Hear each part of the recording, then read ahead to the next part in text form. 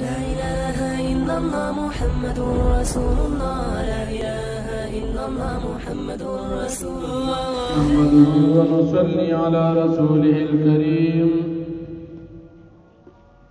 أما بعد فأعوذ بالله من الشيطان الرجيم. بسم الله الرحمن الرحيم. ألف لام ميم.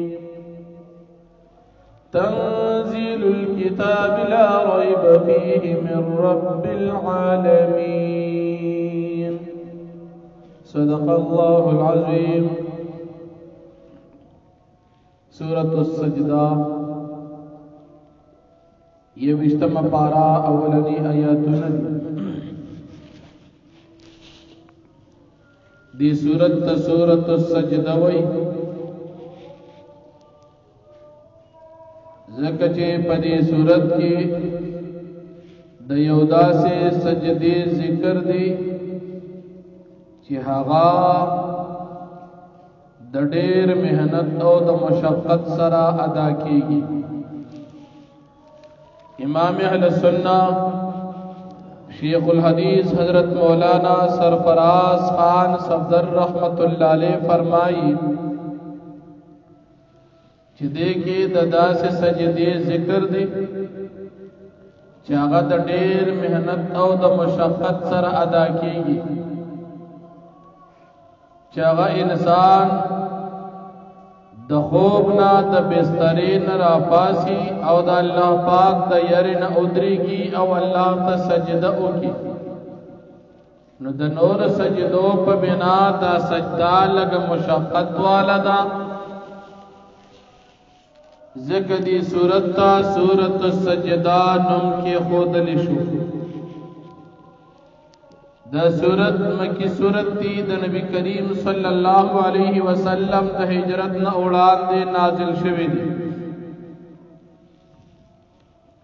پا مکی سورتن کی عموماً درے مضامین بیانی گی. اول مضمون دا اللہ یوالی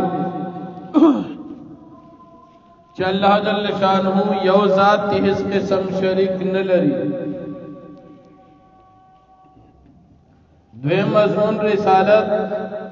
چی دا اللہ پاک دا طرفنا دا انسانان دا ہدایت دا پارا اللہ پاک پیغمبران نالے گلی دی. اخیرنے پیغمبر نبی کریم صلی اللہ علیہ وسلم دی او پدی باند نبوت سلسلہ بند شوی دا. او دریم مضمون دا آخرت متعلق چی دا مرگ نباد زندگی حق دا کافران انکار کی داغید انکار تردید دا پار دلائل بذکر کی گی. پدی صورت کی دری رکوع او دیرش آیاتو ندی. دا صورت پہ اعتبار دا ترتیب قرآنی سرا دو دیرشتم دی او دا نزول پہ لحاظ سرا دا صورت پینز او یایم نمبر نازل شوی دی. پدی صورت کی 200 او یا کلمی دی او پنزل سوا او یا حروف دی. پدی صورت دا مکی صورت سر ربط او مناسبت داری. دا مکی صورت پا آخرہ کی دا اللہ جل شانہ علم دا غیب و بیان شو او دا دی صورت پا شروع کی دا اللہ پاک دا غیب و علم بیانے گی. یا نمک کی صورت پر شروع کی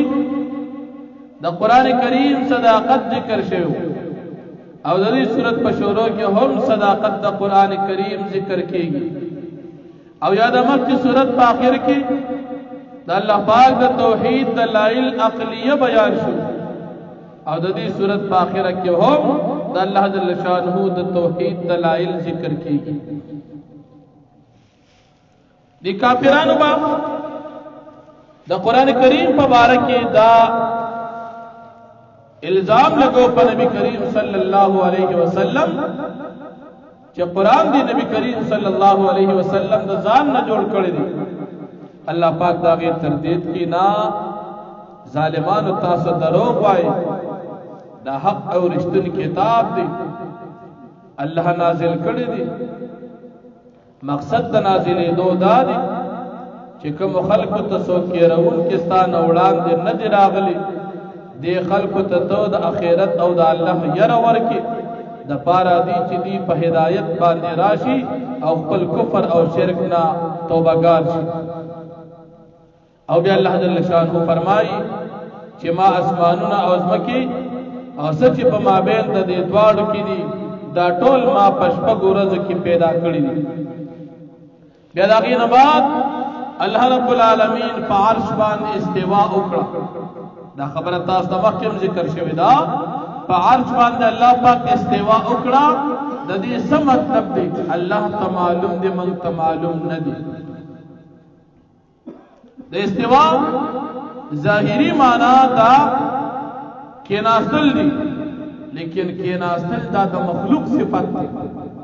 کیناستل د مخلوق او د جسم سره کیږي، لکه سړی ولاړ او کینی د سره ناس ترازی. او رب العالمین خود جسم نه پاک دی، رب العالمین خود جسم د صفات نه پاک دی. نو د دې وجه تفسیر جلالین په دې کې فرمایي ثم استوى على العرش استواء يليق به. هغه استوا چې د الله د شان سره کومه مناسبه ده هغه شان استوا وکړه. موږ په نورو نه پیږو ځکه د الله رب العالمین ذات دا چې موږ پیژنو په صفاتونو پیژنو. دا الله ذات موږ لیدلې نه دي، الله پہچان کیږي په صفاتونو سره. الله معلوم دی موږ ته په صفاتونو سره، نور په سترګو موږ لیدلې نه دي. خدای رب العالمین صفات موږ لیدلې دي، خدای هغه صفات د وجه موږ الله پیژن. دی وجنا استوا علی العرش، الله په عرش استوا کړی دا زمون ایمان دی. مخلوق د مشابهت الله جل شانه پاک دی، د مخلوق په شان استوا نه دا کړی. استوا ول ثابت ده، تفویض مع التنزیه عن التشبیه دا رای د سلف دا چې په دې زم ایمان دی. د دې حقیقي معنا الله ته معلومه ده، خو دومره ده چې د مخلوق په شان استوا نه ده کړی، ځکه چې مخلوق دی او خالق دی. الله رب العالمین خالق دی او بندگان مخلوق دی. نو د بندگانو صفات جدا دی او د الله صفات جدا دی. نو د الله صفات د بندگانو په شان نه دي. دا زموږ ایمان دی. او بیا الله پاک فرمایي چې کوم کسان مشرکان کافران د دوی د پاره په قیامت کې هیڅ سفارش نه کوي. مجرم با د خپل جرم مطابق سزا محسوسی، سزا و تحاصیلیږي او ملاویږي، لیکن څوک هم دې بچ کولی نشي. او دا زموږ استاد ایمان دی. د دلایل نه ثابت مسله ده چې د مؤمنانو به سفارش کیږي. د مؤمنانو سفارش په پیغمبرانو کوي، شهیدان به کوي، حافظات د قران کریم به کوي او عالمان به کوي. خدا کا چا شفاعت کوي چې د علماء ادب کوي. اوس یو سړی وي زما به علما شفاعت کوي چې تاسو د علماء سره سمینه ساتلی کړئ. اوس خدا سے نه چې علماء پس سار او ماقام غیبت کې او په دې ته چې علماء به زما غیبت زما شفاعت وکړي. بعضی په کلا دا مو منګه دا عالم منو دا بل نه منو، لکه چې عالم شو بس غیبت د علماء مکو. الله دې معافي کړي مسلمانان د غل غیبت نکو، د زناکار غیبت نکو، د ظالم غیبت نکو، د شرابی غیبت نکو، د دوکباز غیبت نکو، خو د عالم غیبت داسې په شوق باندې کو، خوندم پکې خو. او چې کله به ملګری درې کینو مخکې به خلک وي دا زنانه غیبت کوي. نن سبا نارینه هم د زنانو نه زیات دي. زنانه په دا گزاره کوي چې دوه کسان دی یو ځای کېږي بس د علماء غیبت لکه د الله بنده ته نه علما څه غواړي علما له الله خپل رزق ورکړي تعالی خپل رزق درکړي علما کتا ته پیدا نشي در رسول ضرر نه در رسي نو غیبت یې ولې کوي علما بتا اخرت ته تیاری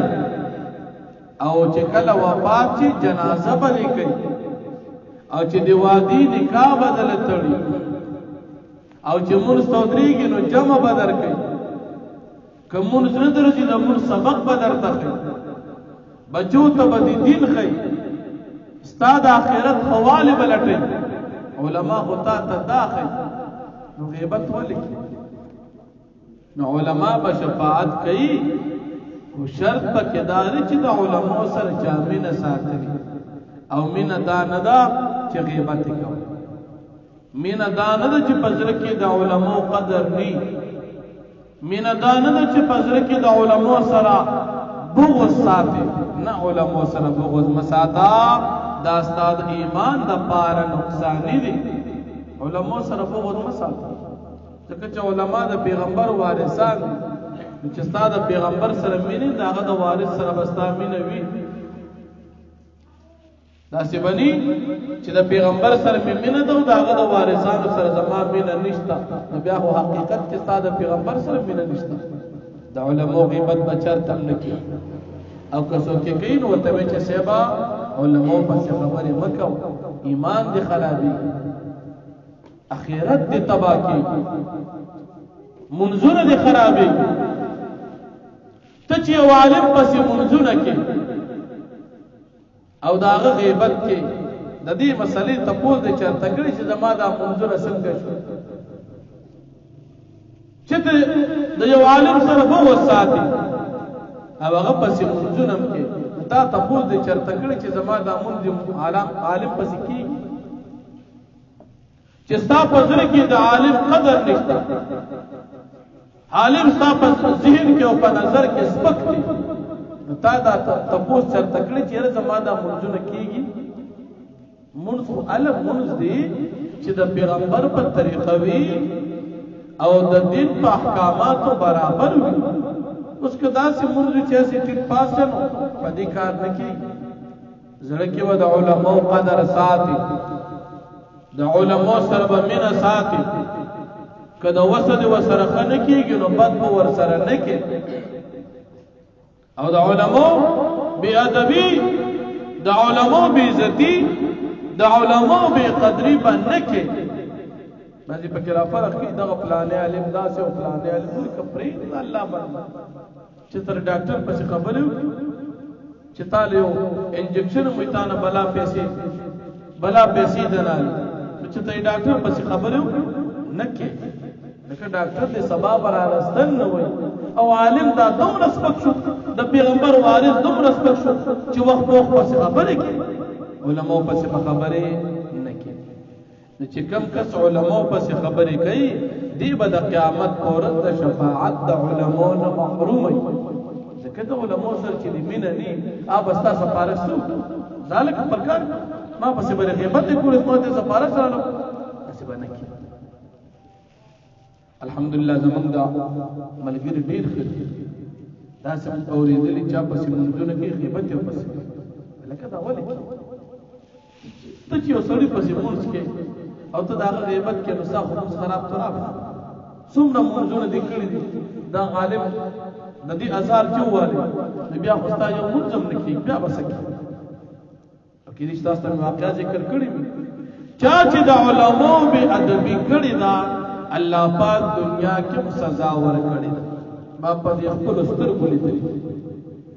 دا علماء به ادبی چې چا کړی دي نو ګورې ډېر ویلې باجه ته نشته په خپل سترګو مې لیدلې چې دنیا کې الله وته خودلې دي وخت په وخت باندې اخر پیښې دي چې سیمه کار به خراب تور شو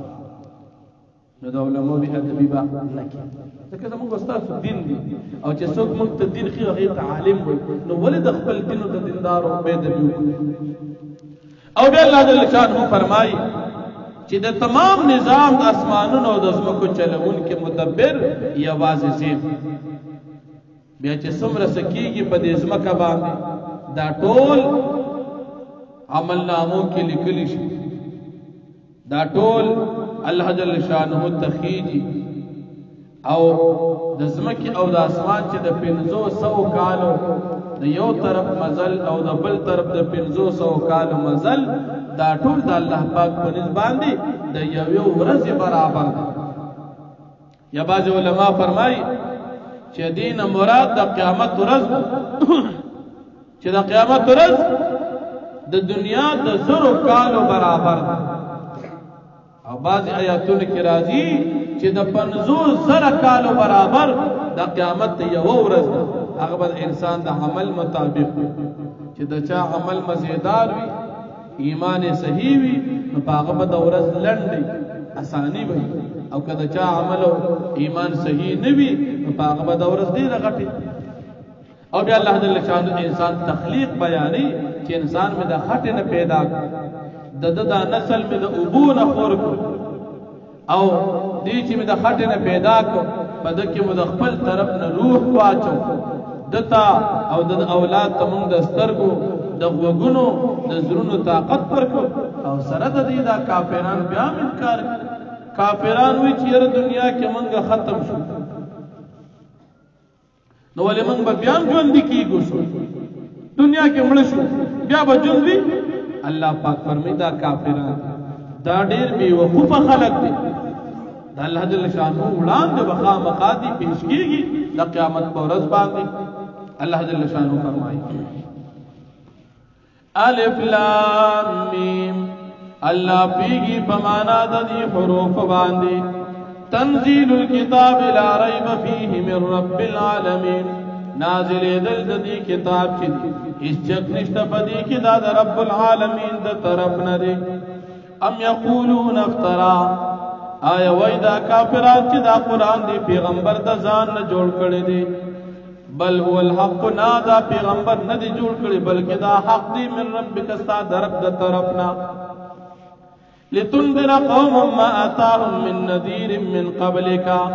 د پارا دې چې ته ویره په دې قران باندې هغه قوم چې نه دی راغلی دوی ته مخکې څوک یې روون کې مخکې ستانا لعلهم يهتدون د پارا دې چې دوی په هدایت باندې شي نو قران راغلی د هدایت لپاره خو چاته پیدا واقع السلام ایمان پر وړو عمل پیو چاته پیدا وانه السلام استه زندگی لاړ کافر کو قران باندې ایمان نه لري استه ټیم ضایع شي مسلمان په ایمان هم لري او عمل هم پکې د ځان قیمتي پیدا دا غچا د چې چا خپل عملو نور قران راغله د هدایت او چا پیدا واقع الله الذي خلق السماوات والارض الله پاک غزاد چې پیدا کړی د اسمان او زمکه وما بينهما وچ په ما بین د دې دواړو کې دي في 6 ايام پشپګورادو کې ثم استوى على العرش یا الله پاک استوا وکړ په عرش باندې څنګه وکړه څنګه چې داغه د شان سره مناسب ده مونږ ته معلومه نه ده لیکن د مخلوق په شان نه مالکم من دونه من ولي ولا شفيع نبوي استاد پاره سوا د الله پاک نه من ولي هیڅوک مددگار ولا شفيع او نسوک شفاعت کوونکې هیڅ ملګرو شفاعت کوونکې بس تاسو د پاره نبی افلا تتذكرون آیا پس تاسو نصیحت نه حاصلوي يدبر الامر من السماء الى الارض مدبر د کارونو دی من السماء د اسماننا الى الارض زمکه طرف تا ثم يعرج اليه باخيج دا کار الله پاک تا في يوم فداس ورځ کې کان مقداره 1000 سنه مما تعدون چې دی اندازه دا غي زر کال دا کارونه چې تاسو شمیرې د دنیا نه ذلك عالم الغيب والشهاده دا ذات عالم دی په غیب او په ښکارو باندې العزیز الرحیم غالب او رحم کوونکی ذات دی الذي الله پاک غزاد دی احسن كل شيء خلقه چې خسته کړی هر یو څه پیدایش داغو وبدأ خلق الانسان من طين او پشورو کی پیدا کر دی انسان دا خٹینا ثم جعل نسله بیا اگرزو اولاد ددو من سلالت دا ابونا دن چوشی من ماء دا ابو مہین نسبکنا ثم سواه بیا برابر کدا آدم علیہ السلام ونفق فیه من روحه او ویبوک پدکی روح ددو دخبل طرفنا وجعل لكم السمع والابصار والافئده او غرزور د الله پاک تاسو د پاره د وګونو د سترګو د زړونو طاقت قليلا ما تشکرون ډیر کم دي کسان چې تاسو نه شکریا ادا کوي وقالوا واذا كافرون اذا ضللنا في الارض آیت کلم ختم شو پس مکه کمل شو انا لفي خلق جديد آیا من با خامخا په پیدائش نو سره بیا ژوند کیګو بل هم بلقاء ربهم کافرون بلکې دوی دی په ملاقات د خپل رب باندې انکار کوونکې دی اخرت نه مني ځکه دا خبره کوي ول تو فرمای پیغمبر علیہ السلام یتوفاکم ملک الموت الذي وفات کوي وتاسو ملک الموت فرشتہ د مرګ الذي هغا وکیل بكم چې مقرر کړی شوی د پتا سو باندې ثم الى ربكم ترجعون بیا وتاسو خپل رب ته واپس کول شي تاسو انکار کوي د مرګ نه بعد ژوندۍ حق ده اگر چې مشرکان تل انکار کوي واخر دعوانا الحمدلله رب العالمین